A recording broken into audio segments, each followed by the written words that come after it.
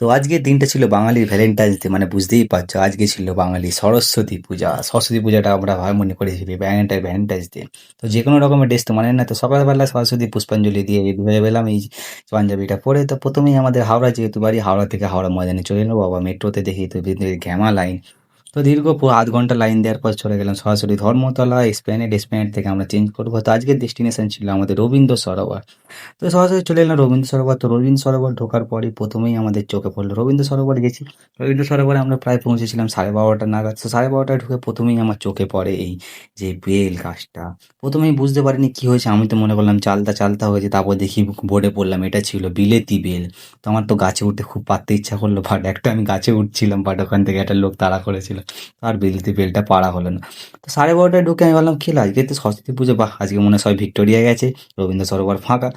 আর তারপরেই আমার ইমাজিনটা ভেঙে গেল। প্রায় 1.5 বাসের পর দেখি মেট্রোটা, তারপর ফিরে শয়ে শয়ে লোক ঢুকছে।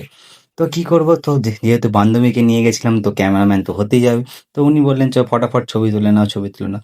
বাট আমার সাথে হয়েছে কি, আপনার সাথেও হয়তো দেখুন, হঠাৎ করে দেখুন কেমনভাবে, দেখুন যা যেন গুন্ডামি, ওদেরকে পয়সা দিতে হবে। অনেক মাসিদের গুন্ডামি করে, এই তো বাচ্চা দেখুন, বাচ্চাদের আমরা খুব ভালোবাসি, যে অভুক্ত বাচ্চাদের খাতে এমনি পয়সা দিলাম ভালোবেসে ঠিক আছে, এরকম দাদাগিরি কি শাড়ি ফাড়ি ধরে হেনা তেনা তো। তো ওখানে আর ভালো লাগলো না, চলে গেলাম খাওয়ার উদ্দেশ্যে। প্রথমে চলে গেলাম কলকাতা রাজবাড়িতে। কলকাতা রাজবাড়িতে জিজ্ঞেস করলাম যে কতজন হবে, বলছে প্রায় 1.5 ঘন্টা 2 ঘন্টা লাগবে। তো আর কি করবো, তো ওখান থেকে পাশাপাশি একটা রেস্টুরেন্টে ঢুকলাম। তো রেস্টুরেন্টে আমরা নিয়ে নিয়েছিলাম প্রথম রেস্টুরেন্টের খাবার। আপনার ডেকোরেশনটা তো মোটামুটি ঠিক লাগলো, এবারে জানি না এবার।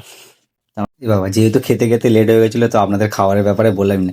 তো আমরা পরে তো বললাম না, খাবারটা যেমন ভিডিও বানানোর জন্য খাবারটা ভালো ছিল, খাবারটা সত্যিই খুব ভালো ছিল। খাবারটা পুরোই টোটালি ছিল ঘরোয়া রান্না, পুরো প্রত্যেকটা টেস্ট ছিল ম্যাচুর, আর তাদের ব্যবহারটা খুব সুন্দর। প্রথমে আমরা নিয়ে নিয়েছিলাম একটা খিচুড়ি বাঙালি থালি। তো তার মধ্যে তোমার খিচুড়ি, ডাল, মাছের চপ ছিল, তারপর একটা দিকে ভাতের একটা রাইসের আইটেম ছিল, একটা ভাত ডাল তাপ ছিল। বাট রান্নাটা আপনাদের বলবো না যে খুব খুব সুন্দর হয়েছিল, বাট আসার সময় তো মনটা একটু খারাপ হয়ে গেল যে বছরের একটা দিন বাঙালির সরস্বতী পুজো কেটে গেল। তো নিত্য প্রয়োজনীয় ব্লগ পাওয়ার জন্য অবশ্যই চ্যানেলটিকে সাবস্ক্রাইব করে দেবো বন্ধু।